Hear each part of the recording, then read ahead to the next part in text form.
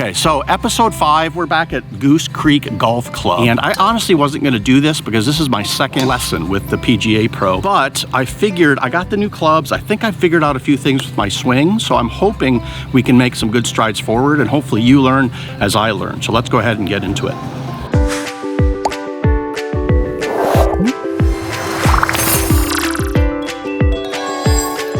So you said I can't hit my woods. I mean, because I'm trying to hit him like this. I was watching the Tommy Fleetwood hit, right?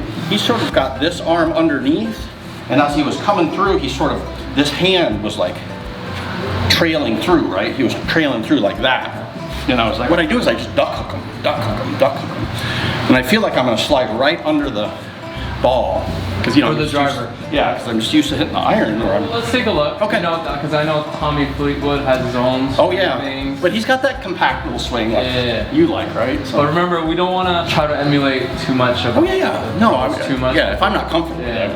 Because everyone, what they're working on could be so different. Oh sure. What you need to work on. Let's see what I'm working with. So your misses are left. You said that hook miss. Hook miss. That was nice. Still drawing quite a bit for you.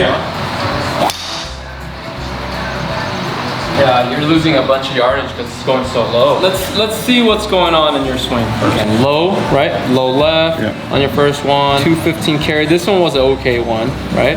Just 215 carry, just so lame. Yeah. Now look how high the ball is going, okay? So let's look at the height of the ball. 51 feet in the air, 15 feet in the air, 45. I mean, it should hit at least 100 feet. Is that right? Right, to get the maximum carry. Your path is pretty good. You just gotta get the ball high. Okay. We gotta get your angle attack up. What's happening is you're hitting it low left, right? You're not hitting up on the ball as much. I agree with you. The reasons why drivers can go low, there's a couple reasons. Either you're hitting down on the ball or your club is traveling too high. I feel like I'm hitting down. I feel like when I'm coming through, I feel like I'm like the face is just closed like that. So let's take a look in your swing. I don't have any issues with that swing. Setup wise though, your ball position is a bit off, right? Okay. There you go. Just as I suspected, the club is so high off the ground, right? Okay. You're hitting here. And I'm sure you can feel it too. Okay. Right? So the driver, you want the driver traveling as close as you can to the ground without hitting it, and then coming up to hit. Okay. But your club is traveling here. I'm exaggerating. When the club should be traveling here and then going up, hitting a little higher off the face. I want you to have the club travel low, right about 2-3 inches behind, and then it's gonna travel up. Okay, one little easy drill is to feel like you're gonna brush the ground slightly behind the tee as you clip it. Clip that tee for me, put some speed on it.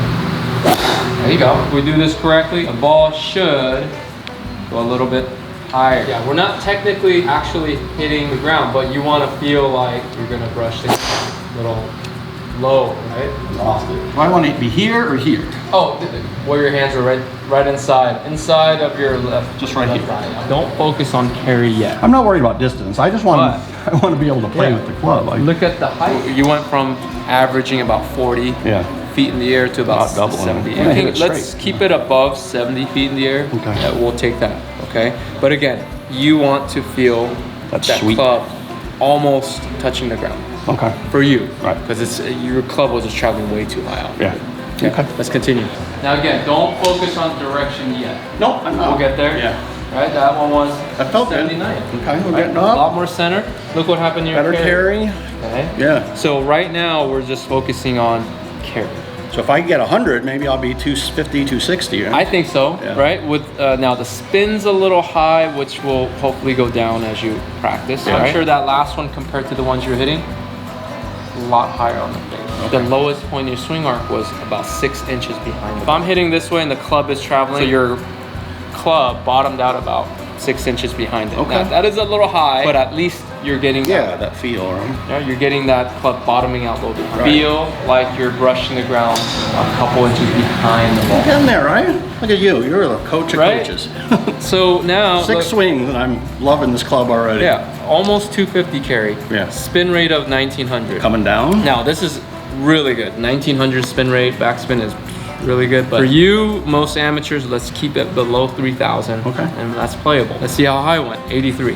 Oh. So now, more and more and more, I could have corrected your club face from hooking, but more than that, it was where you're hitting. Ball position and the height of the shot. So it's almost, it wasn't that huge of an issue. Yeah. Right? Continue. Let's keep going.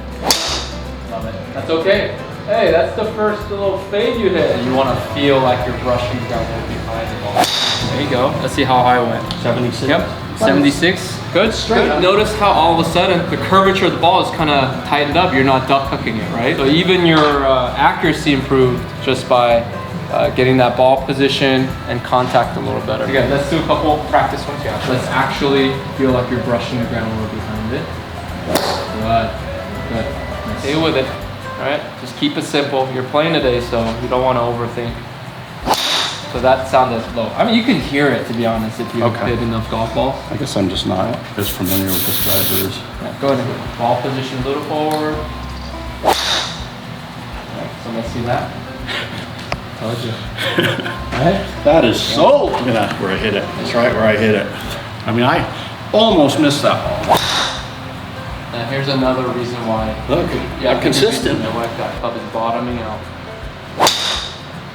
A little low, but where do I want to be hitting? Do I want to be up here? Yeah, it's, anywhere in that little circle area. That. So this one was okay. That's it's just okay. A little out yeah, your club face was just a little close. So there's 4 checkpoints. Now on the backswing, so a few things. So if you're here, if you rotate it down, that's closed, right? Yeah. If you have it here, that's open. Right. Check your halfway for me. There you go. Toe pointing up more. Right. There you go. And look how you instantly like get rid of that.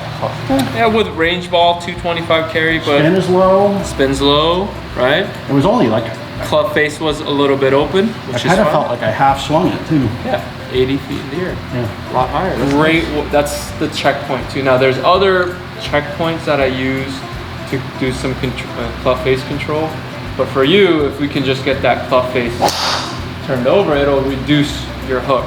Okay, well, you're hitting it now though, right? Carries up, right? Heights up, spin rate's down. That's amazing. That's nice, because if you get that spin rate low, once it hits the fairway, I hit that one right in the middle. A lot center. Yeah. Okay. Because your club face isn't as closed. Yeah. Yeah, I love it. What a difference. Right? Zeroed out on the club face. So I was pretty square on it. Oh yeah. Oh yeah.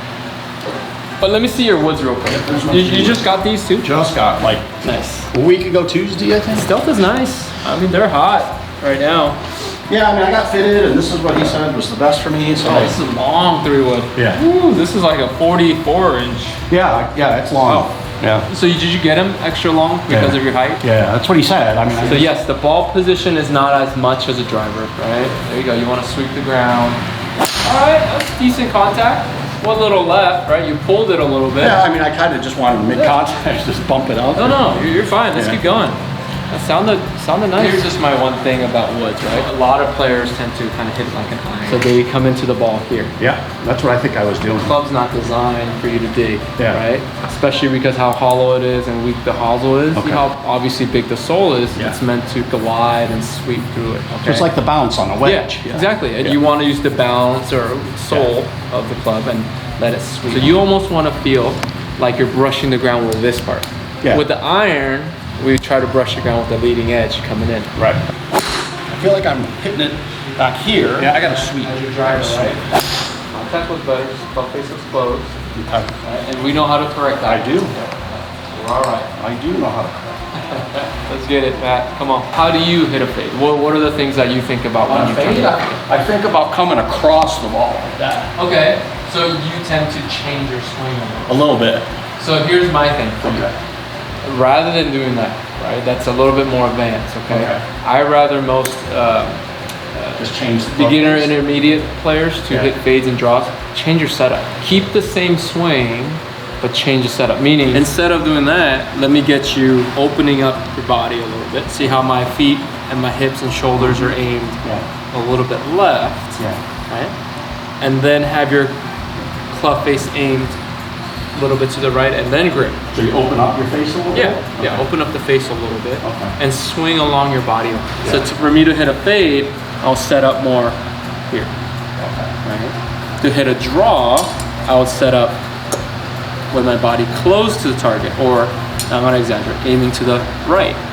My shoulders are closed, but again, all it is doing is matching my feet line. Club face is a little closed. Now again, I am swinging along my body line to hit that ball. So you have an issue with duck hook, and I usually tend to have my players hit fades when that happens.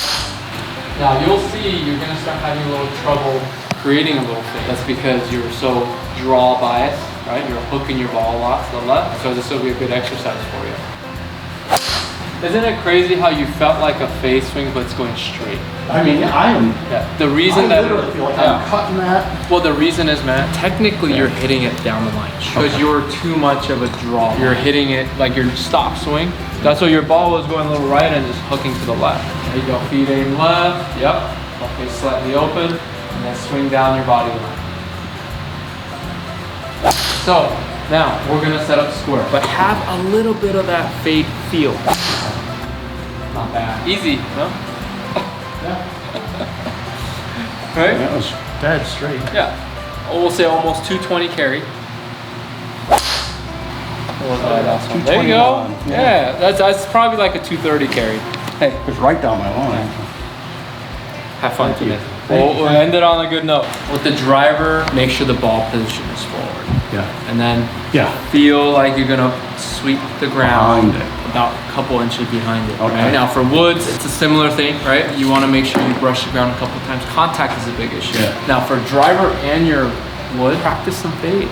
Okay. I mean, if duck hook was your miss, Learn what it feels like to hit a fade, right? Yeah. Aim your body a little bit to the left. Yeah, I will. Have the face open and swing down your body line.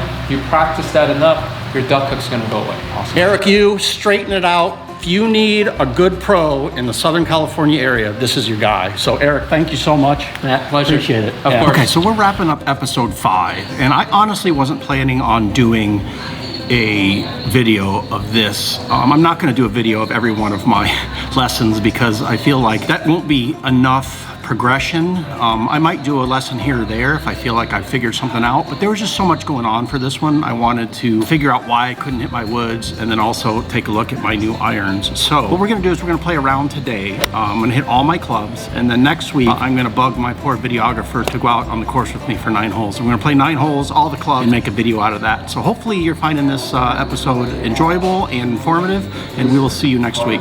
God bless.